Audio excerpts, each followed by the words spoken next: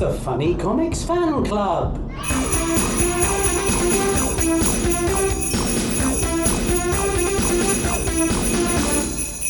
Hello and ho ho ho. He. And welcome to this festive season finale. I'm a laughing gnome and so are you. That's not right, is it? It's a special Christmassy edition yeah, of the Funny Comics Fan Club. Merry Christmas, Mark. Merry Christmas, John. And what have you got for Christmas? I've got nothing yet because we're recording this in advance. No, I'm cutting that bit out. Alright, okay. What have I got for Christmas? I've got a Beano Annual from 2025. 2025. Funnily enough. So have I. Who'd have thought we'd get the same? Well, that's because I gave you one and you gave me one, didn't you? That's beautiful. Thank you very much. Yeah, well, thank you. So that's what we're looking at. We're looking at the Beano Annual 2025. And it's Dr. Mark Hibbett presenting. And Vice Admiral John Dredge also presenting. Howdy doody. So we're talking about the Beano Annual for 2025. So the introductory research I have for you is that the Beano Annual, or the Beano book, has been published every single year since 1938. Gosh. That's a lot of Beano books. But what I find odd is that all those other comics from those times are completely dead and buried. The Beano is still incredibly successful. Yeah, it's on TV all the time, Dennis Gnasher on TV every day practically. The Beano Annual is always at the top of the bestseller lists over Christmas. It's still every week, shows no signs of stopping. Why is that still going so strongly and everything else stopped? Well, I think with the Beano, I get the very strong impression that Beano has actually put the effort in. When we look at this annual, you can see it feels really modern. It's not like, the dandy that we looked at last time felt incredibly old-fashioned at the time. Yeah. But this feels very current now. I think we know, don't we, that the Beano does go out and do focus groups with kids. It's really actively engaged with talking to actual real kids. Yeah. Not their parents, but to actual children, find out what they like. What a great job that must be to, find out what kids are into these days. I'd be fascinated by that. And presumably a lot of it is in this annual. A lot of it, yeah. So what did you think then to this annual? What do I think of it? It's really sort of fascinating to see the sort of state of funny comics in the UK now. What struck me was, first of all, there's nothing to do with Christmas in this Beano Annual. No, that's true. Why is that? I mean, because I remember from being a kid, for example, Crazy Comic always had some Christmas-related joke on the front. Whether they were Christmas-related stories, I can't quite remember. I guess this is just saying this is a book for the year, so maybe it's so that you can keep selling it. Maybe because you can sell it earlier, maybe so you can sell it later. That would make sense, because if you actually look inside, it's like half of it looks like a summer special. But it's funny, isn't it? Because I think when you look at it, one thing I found immensely satisfying about the book, which I really liked it, but one thing I love the fact that every story has 3 installments. Every single story has 3 instalments each, fairly meted out, apart from the Beano All-Star strip, of which there are 2. So it basically goes 1 story for everybody, then there's a Beano All-Star story, then there's 1 story for everybody, then there's a Beano All-Star story, then there's 1 story for everybody. I thought, I love it. It's like 3 bumper issues of the comic, all put into one annual, is how it works out. Something that struck me was, following on from that, there's no real dominant character. There isn't, is there? I don't think, it doesn't scream, this is Dennis the Menace and the rest of them. Now it's like the first strip is Minnie The Minx for a start, and Dennis doesn't appear till a little bit later on. But I think something that really I loved about it is this idea there's a story world. So in almost every story in this, there's other characters appear as guests. So there's a brilliant Minnie The Minx story. My favourite of the Minnie The Minx story is the one at the end, where Minnie The Minx is trying to find a new best friend.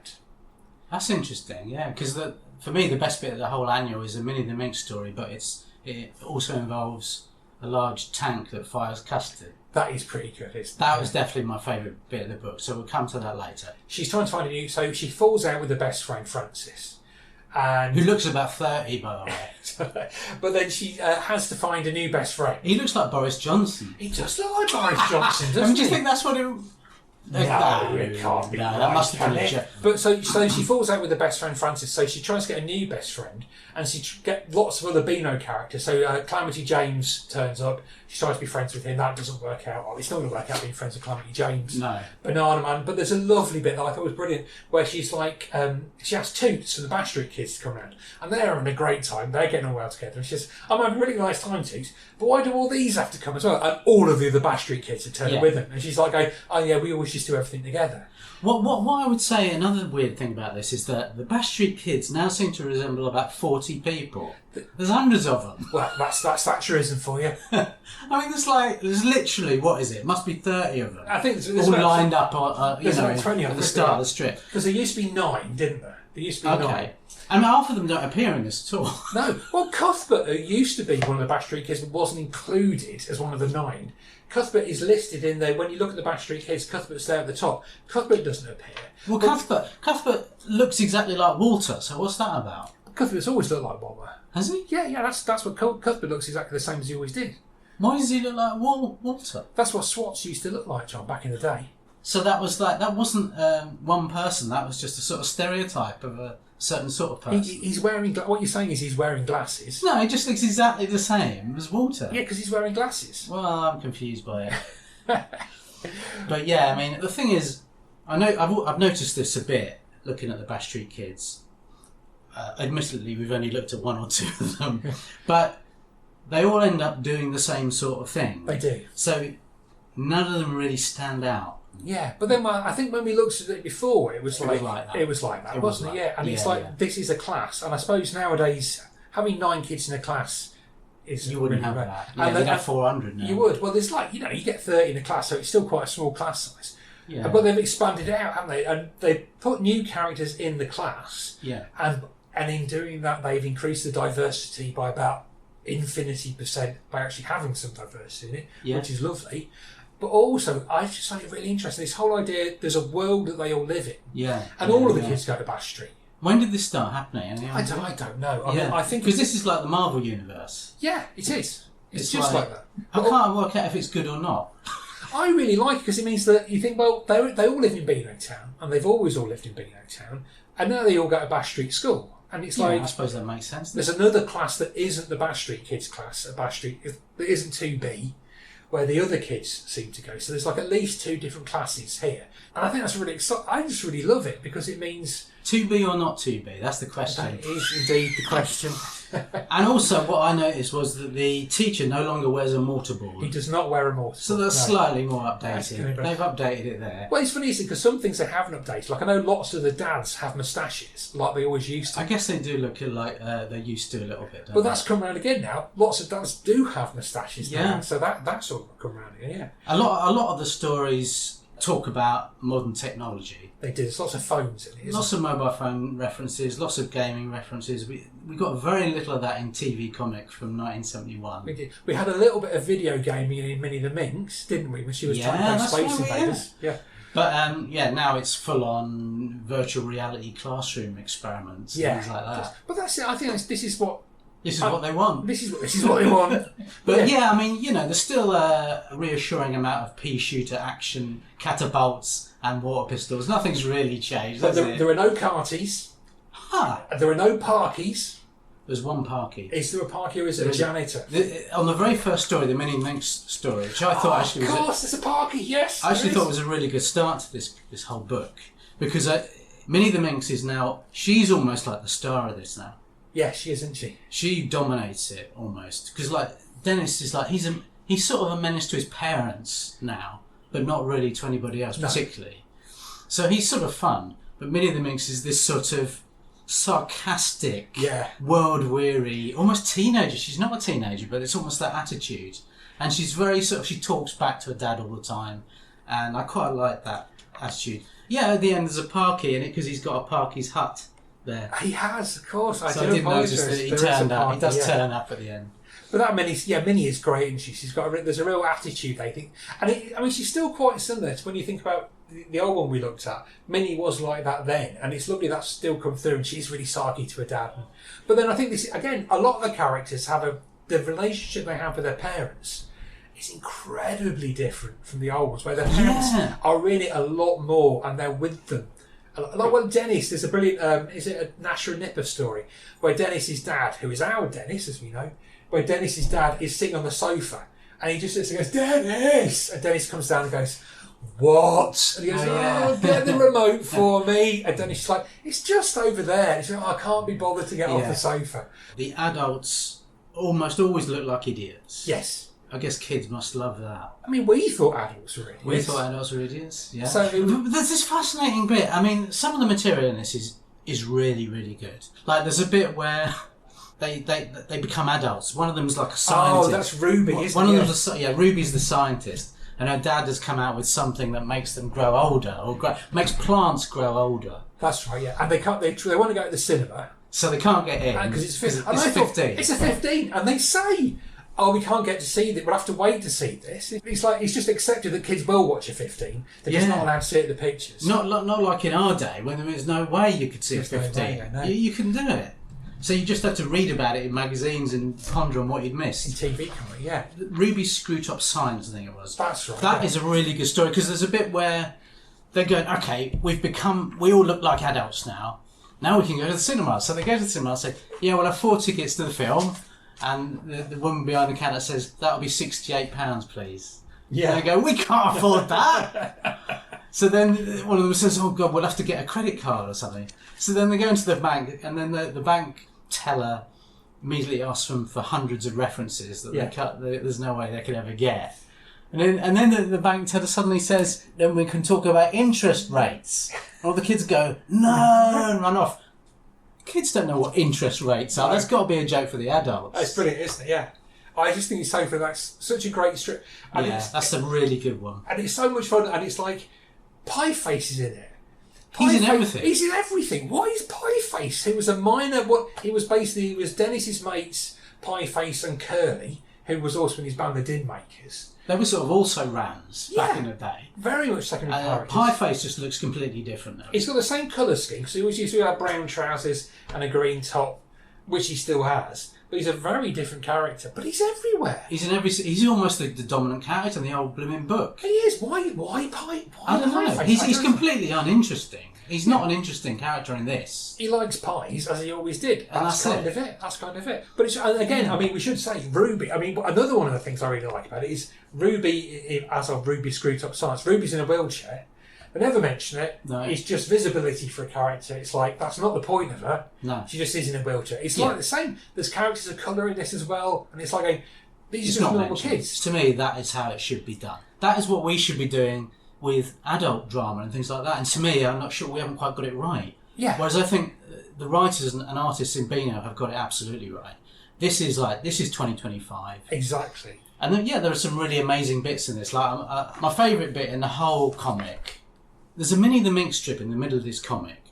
This Minnie the Minx strip starts with General Blight from Banana Man in a large yellow tank. And then you think, what? And then it's actually a continuation of the strip before. I've never seen that before. It's a continuation of the Banana Man strip on the previous page. Yeah. This is totally new to me. Why do you think they did that? I think it's because the people who are doing the Beano now are actual fans of comics as a form and as an idea. Because I think a lot of the old Beano stuff, even when it was good, they were just like going, we're just going to crank out lots of stories.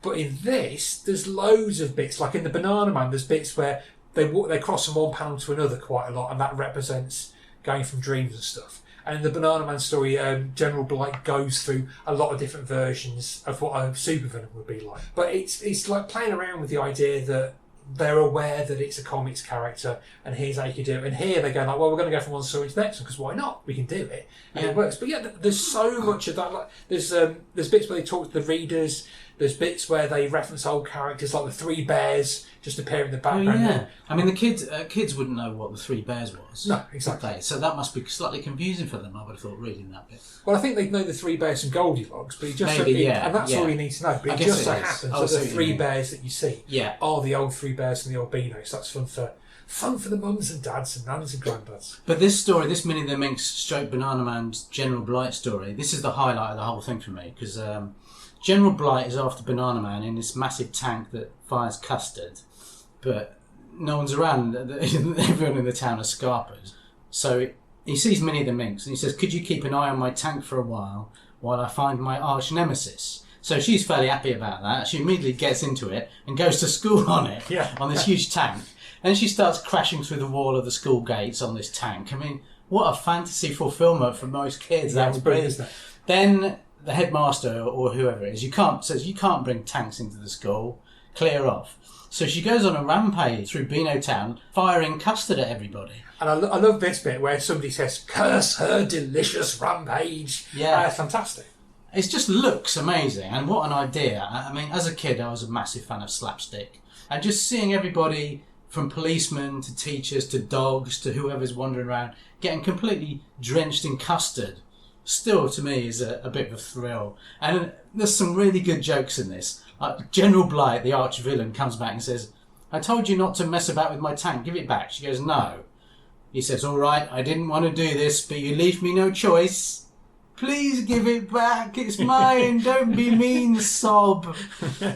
But there were so many actual proper, really good gags in it. There's a brilliant one in the Beano All-Stars story. There's a character, I can't remember what they call him, but he's Ed Sheeran, is being interviewed on a show. And the interviewer, who's Jonathan Ross, says, oh, what have you been up to? And he says, oh, I've written a children's book, because I'm a famous person, so we all have to write children's books. And the famous person next to him said, yeah, well, I've written two. Yeah, and that's really great. This really... Yeah.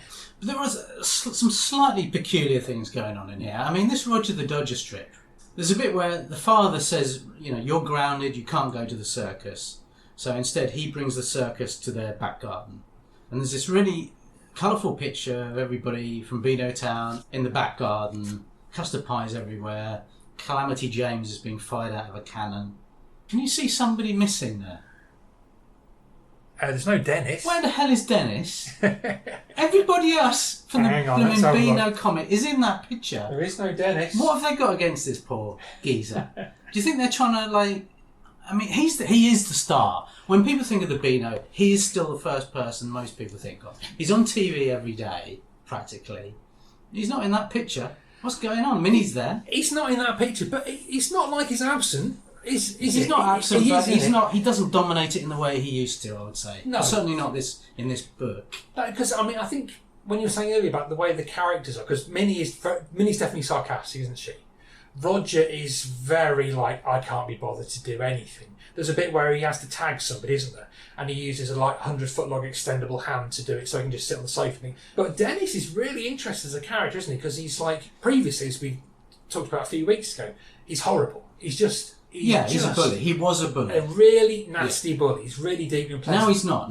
He's not at all, because there's that brilliant, my favourite story. Yeah. My favourite. What is that? Yeah, it's Beano Town Rocks with the Beano Town All-Stars, which is brilliant. And in that one, it's really interesting for Dennis in that one, because what happens is Toots is playing a recorder. She's literally tooting on a recorder. It's brilliant.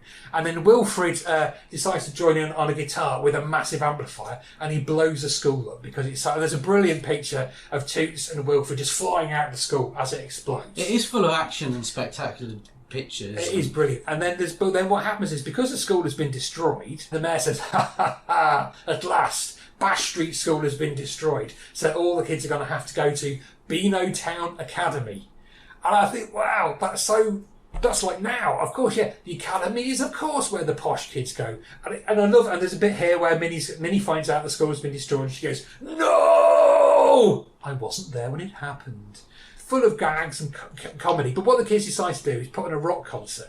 And they have no idea how to put on a rock concert, but they do it anyway. And let me tell you, John, about 50% of all the gigs I've ever played have been exactly like that. Put on by somebody who has no idea how to do it, and you get there and you go well, have you not got a PA system? You go oh, and especially, have you told anybody it's happening? And they go, were we supposed to do that? I've done a lot of gigs like that. It really, really spoke to me, this gig. Yeah. Dennis says something like, okay, we're all ready apart from the bands and the equipment. Yeah. Have you told the bands? Oh, were we supposed to? Yeah. And then I love what happens. I love what happens at the end. It's a good ending. It's a brilliant ending, because they get all the stars. They don't actually do it because they can't pay them any at all, because the kids have got no money.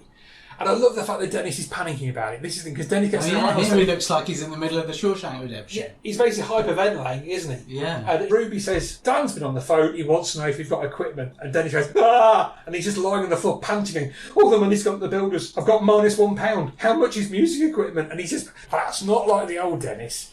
But I love this new Dennis, he's doing that. But then what happens at the end is Ed Sheeran gets up and he says, listen everyone, you've been ripped off. There aren't any bands. And the crowd are really, really angry. And then they hear this noise going, toot, poot, squeak. And they say, what's that? And it's Toots playing a recorder. And she says, it's just me, do you like it? And the audience says, it's the most beautiful thing I've ever heard. £1 to hear this, I'd have paid £2. I just love it. They've turned it around and gone, like, the punchline is, everybody loves Toots playing the recorder, and she's just going toot toot toot toot toot toot, and it's a massive success. I just thought it was so funny. I mean, a lot of the writing is inventive. There's a Beano All Stars story where they play it or tag. Yeah. So that is a really good way of getting all these characters into the same story. Yeah. So that was, I liked how that was done. Well, it's they've said here's a whole world. I mean, the only thing I find weird with, well, not just with this story, but with all the idea of having everybody in is, there's a story called Dangerous Dan in this, which is as close as it gets to an old-fashioned adventure story, like The Leper from Lime Street or General Jumbo or something. That was almost like somewhere between funny art and serious-looking art. Yeah, it's very deliberately different from all the other artwork, isn't it? And the story is... and that's weird, because Roger the Dodger turns up in that for one panel, and he looks completely different from how he looks in the rest of it. And then Dangerous Dan is in these stories, and it's like and he looks slightly different. Yeah. So the unifying thing doesn't quite work. Quite work. That seems that's the place where it doesn't work for me, because you're like going, what's Dangerous Dan doing in this? Yeah. Like, this is a different kind of story. It's different, a different kind of thing. It's more on the serious side for some reason. I mean, one of the things I really like with this Calamity James strip, three one-page stories, The Unluckiest Boy in the World. I think this started in the mid-80s, this character. And this I like this because this reminds me of things we were looking at previously, like The Champ, and the style of, what was his name, James Edward Oliver. Yeah. Because there's all this stuff in the background going on. Well, it's very much drawn in the style of Tom Patterson doing the style of Leo Baxendale, isn't it? It's that kind of squiggly wiggly. And it's got all this background stuff in. And I started noticing really peculiar things in this Calamity James strip. It's sort of mad. It's a mad-looking strip. It's full of detail, isn't it? It's full of it, packed, yeah. But I suddenly noticed, like, why are there cheques for like £100 million lying around on the ground? I thought, is this just a one-off? If so, I don't get why it's there. Well, I guess it's because he's so very, very unlucky that he's not spotted it. That's the idea, isn't it? I looked at the other one, the other Calamity James strip. There's another one hanging about on the ground as well. Another like £100 million cheque on the ground there. So he's just missing them all the time. He's missing them. So that's a really brilliant detail. There are some odd things that I didn't quite understand throughout this. Can I assist you with any of this? Probably not. He's wandering around on the pier. This looks like a summer special, this bit. And he's fishing, and then a crab leaps out and grabs his nose, and he's running around. He can't shake this crab off his nose. Yeah. So he ends up running down the pier and disturbing the audience at the end of the pier show. But looking at this panel, what sort of show is it?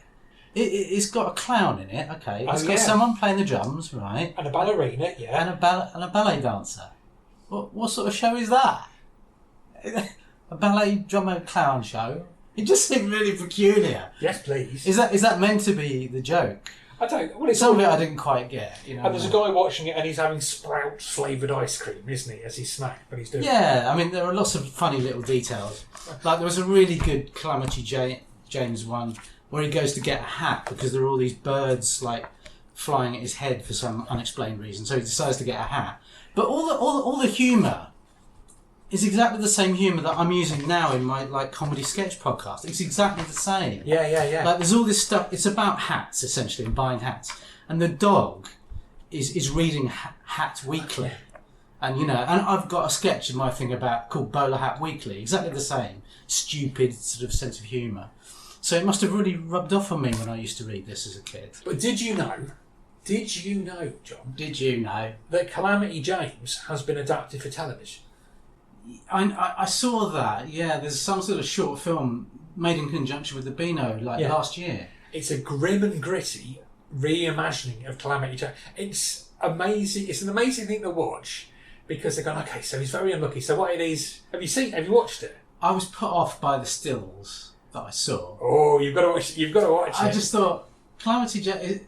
That's got to be a cartoon, or if it's a film, it's got to be really stupid, like The Mighty Boosh or something. What is it? It's a grim and gritty reimagining. Why do you want to see that? And what happens is, because he's so unlucky, he's abandoned as a child by his father.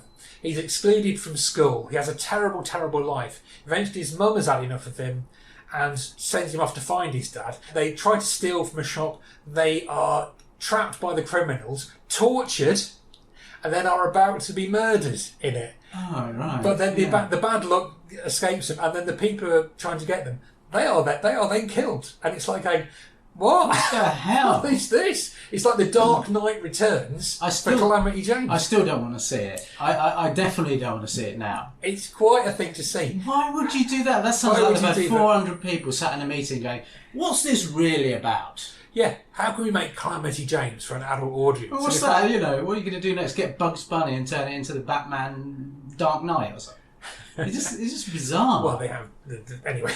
They have done Donald Duck as the Dark Knight. Yes, that is definitely. They did do that. They did do that. To me, that's just a step too far. I like stupid things, not gritty reimaginings of the Marx Brothers. But the thing is, we are. I mean, listeners, I know you can't see us, but we're very old. Very old. We're grown ups, aren't we? We are adults. Yeah. And we enjoy stupid, funny things. We do. I think teenagers like to think they like grim and gritty reimaginings, but it's like. But I don't know, man. It seemed like an odd thing to do. Whereas the Beano normally they've got all the CBBCs. They do all these adaptations. Kids love them. Although actually, the Dennis Gnasher animation is a lot more. The animation style is a lot more rounded than it is in the comic. But yeah, I mean, on the whole, it's value for money, really. Oh, there's a lot in it, isn't there? Yeah. Loads of good. I mean, some of it I couldn't quite understand, but in the main, it was a very entertaining read. Some of the characters I'm not sure about. What do you think of this Angel Face Investigates? I couldn't understand that at all. I liked Angel Face. I mean, the first time I read it, I thought, I don't really understand this. But I quite liked it because Angel Face Investigates does follow the rules of a decent crime drama. Because what are you talking about? Now you're going to be making it into a gritty film. It could be. It's like Columbo. Oh, no, don't give them ideas. Angel Face Detective for hire. One more thing, sir. Just one more thing. So she has a mistress. So Pieface turns up and says... Again, what a surprise. He's always in it. Pieface says, I've lost my dog in the woods. Okay. This is the bit I didn't get. And this is at the start of the book. Okay, let me... So this put me on the back foot straight away. Let me explain what happens. Explain, Dr. Mark.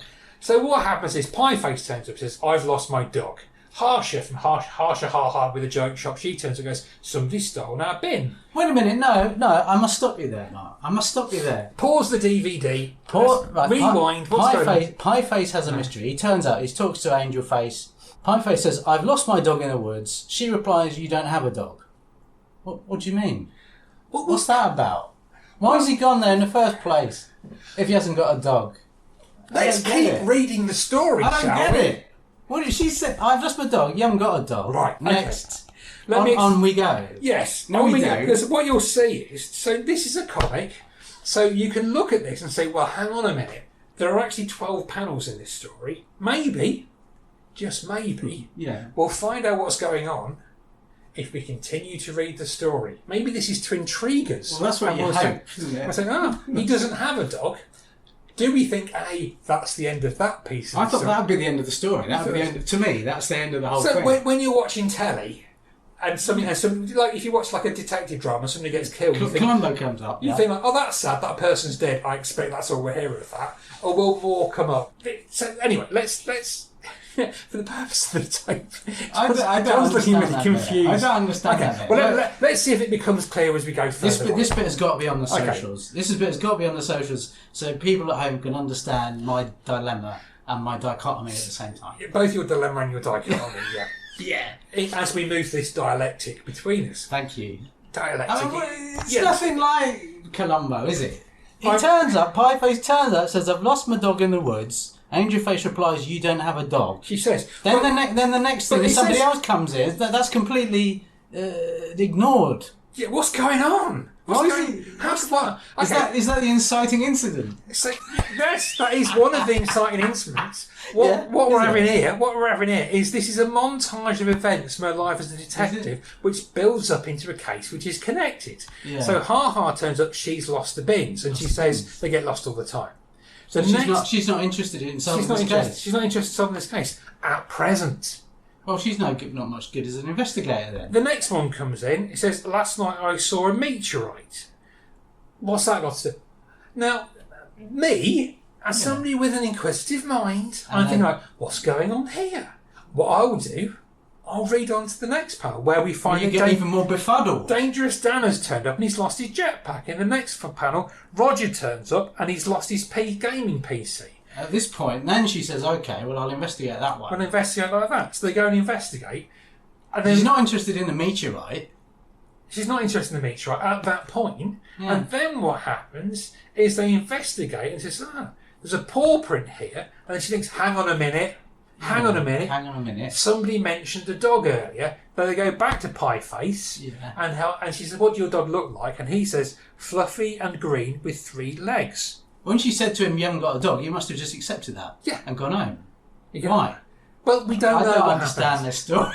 There's no logic to it. There's no internal logic to it. It's full of internal logic. No, it's none. full of internal Absolutely logic. None. There's a lot of internal logic in a lot of these stories. I think I can't see. I think this one really works really well because we are presented with a number of seemingly unconnected facts. Yeah.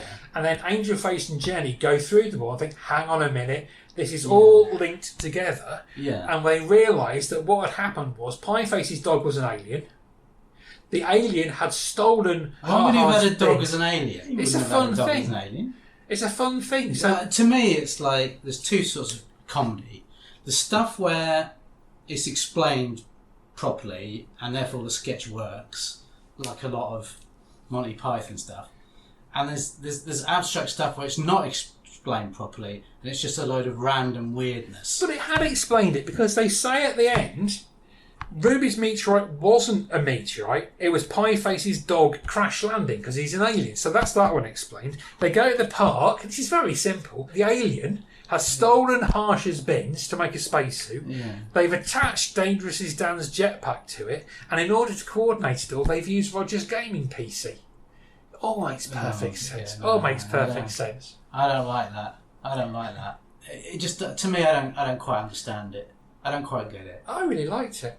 Well, there you go. Let's agree to disagree. Yeah. As it's Christmas. Exactly, yeah. Merry Christmas. Merry Christmas, everybody. But I always talk about the numbskulls. Oh, okay, the numbskulls. Because the numbskulls, I think it's really interesting, the numbskulls are... Go for it, yeah. The Beano seems to become a place of refuge for several old comics characters. Banana Man was originally, as we know very well, was originally a nutty comic. The numbskulls were originally in the Beezer. Yeah. And they've sort of survived, they've been brought back. I really like this strip. I think this is such a... Again, this does look slightly different from some of the other ones in its style. Its style is a little different. But it's great because it's a really simple idea. It's like inside your head, there are some characters who control your emotions. It's such a nice, simple idea that Disney nicked it for Inside Out and Inside Out 2, as I believe the Beano made reference to at the time. Oh, right. But there's a story here where, like this one here, is Ed is doing an exam and he gets into a panic. So Brainy, who runs his brain, sticks up a massive wall to stop him thinking about any more. And then the other characters come in and he goes like, no, I put the wall up, so now we don't have to think about it. And then they have a big fight about whether to bring the ball down or not. And then he actually reads the end of the question, and they go, "Oh, we could have probably answered that one." And I just thought it's taking the idea that inside your brain are these creatures. He's built up a mental wall. They do it literally. Lovely, works really nicely. I mean, I like the fact that when Ed, the kid, is sitting in the classroom, in the background there's a penguin. Oh yeah, there's absolutely no reference made to that at all. Which I loved, yeah. But surely this is throwing you for a mad fury. Did this not stop you? And you said, why is there a penguin writing that answer? Because it's like in the background, it's not mentioned at all. You just sort of accept it as, it's only there for people who look for it. I'll let you have that one. But yeah, I wasn't massively struck on this adaptation of the Numbskulls. I remember it being fun, Have we looked at it before? Because it has been in old comics. We haven't got to this one yet. No, Yeah, it'd be interesting to see what it used to be like. I remember liking it. This didn't really strike me. I really enjoyed it, but I like the fact that in this one, in the old version, in the Bees, it used to be a man, and they used to call him now a man. Right. And this one, it's a boy called Ed. That makes more sense. He's in a class at Beano Town because there's a strip where Mr. Throb, who's a Beano Town teacher, teaches. But there's a really nice one in the last of the 3 numbskulls ones. Brainy gets replaced by a much more energetic, dynamic version of Brainy. And he's going like, well, what does Ed actually want to do? And the other numbskull said, well, he just wants a quiet life, really. And he goes, no, he must be powerful, he must be rich, he must be famous. So they chuck him out of the ear hole to do that. And I thought, oh, that's really nice. It's but then they chuck the actual other Brainy out of the ear hole as well. So why don't they just do that all the time? Well, I suppose they could do, but I just really like the idea. This character as a kid, they go, he just wants a quiet life, and that's fine. He's not having to be an influencer. He's not having to do anything. And I think with the whole attitude of the kids in this, is like they're a bit sarcastic. A lot of them can't be bothered. They're quite fun kids, aren't they? I think yeah. I mean, there's nothing particularly violent about it.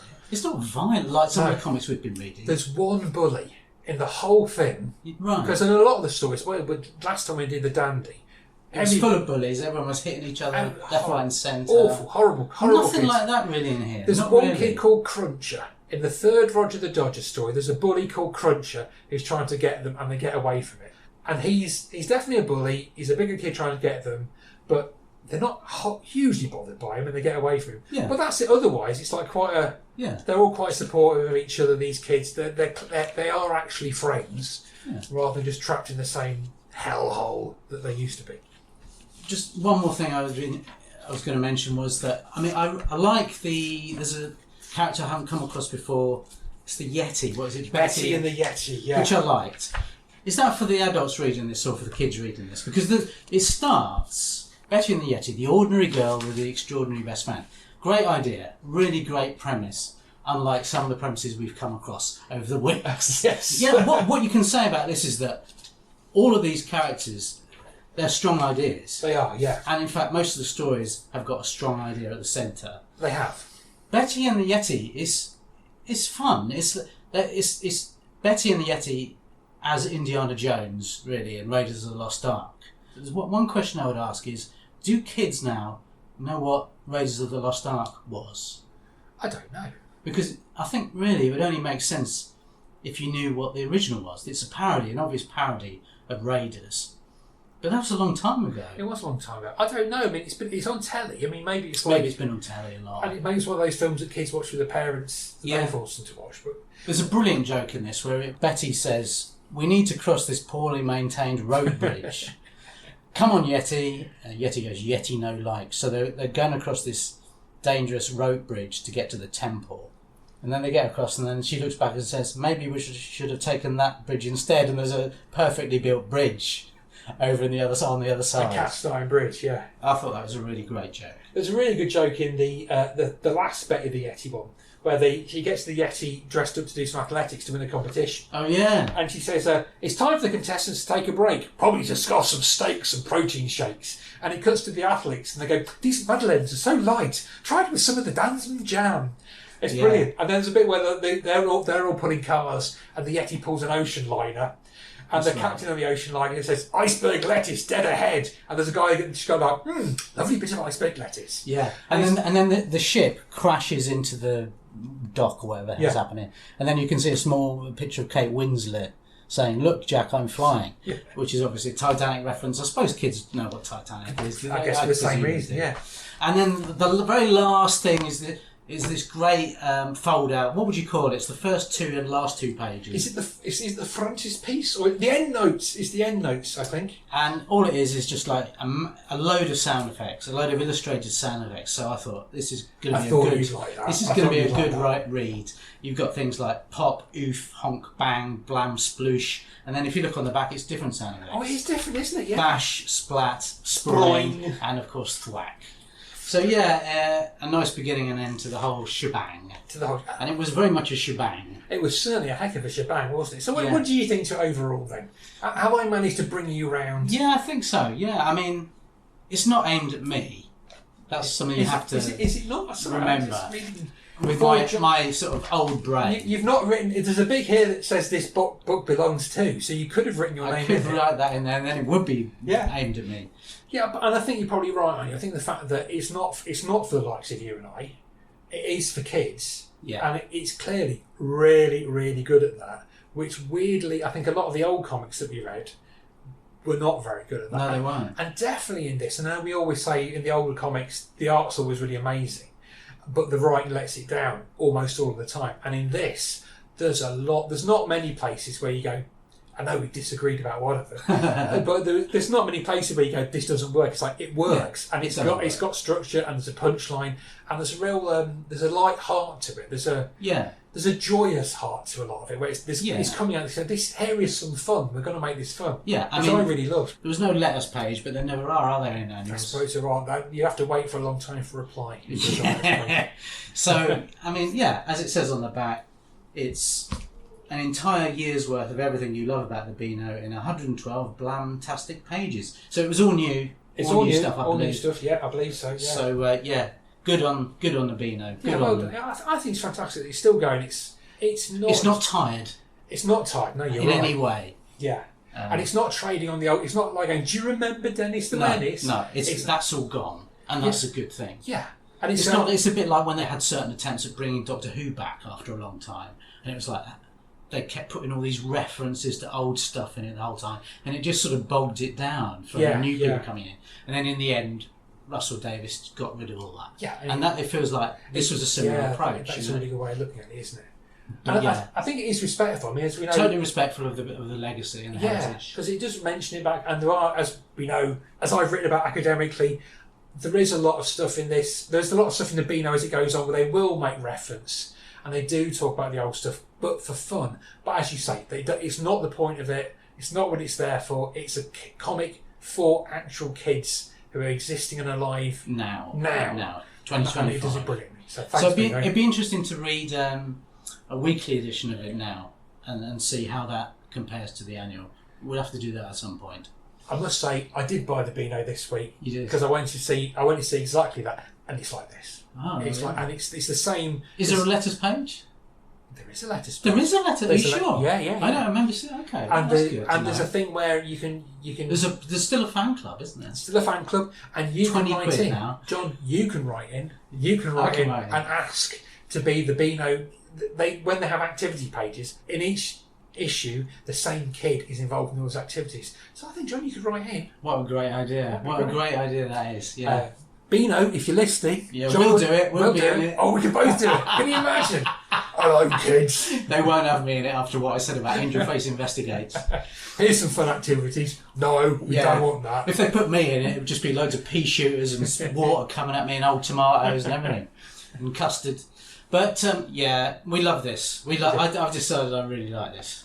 I loved it. I think it's great. So, thank you, Beano. Thank you, Beano. So that's us then. That's the end of the year. And that's the end of the year. We've come such a long way since whenever we started. Those distant days of Jackpot all those months ago. And now here we are in 2025 with the Beano. Who would have thought it? Who would have thought? Who would have thought we would last this long? But I think we should say thank you to everybody for listening. Thank you to everybody for listening. This isn't the end, by the way. We're back in the new year with a whole new batch of comics for you to listen to and enjoy. Now, we're supposed to say this, and we never ever do.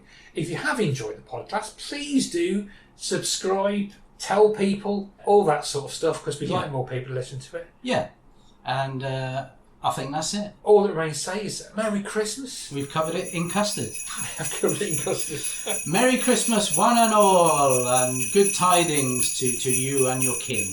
Goodbye.